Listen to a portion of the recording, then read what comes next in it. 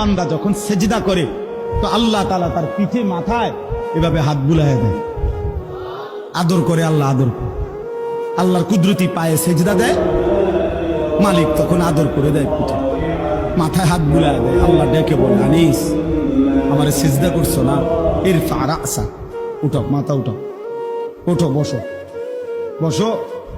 আর কিছু বলবা কিনা বলো? তো বান্দা বলে, আত্তাহিয়াতু লিল্লাহি ওয়াস সালাওয়াতু ওয়াত তাইয়্যিবাত। আল্লাহ বলে, আচ্ছা আমার প্রশংসা করলা, খুশি হলাম, আর কিছু?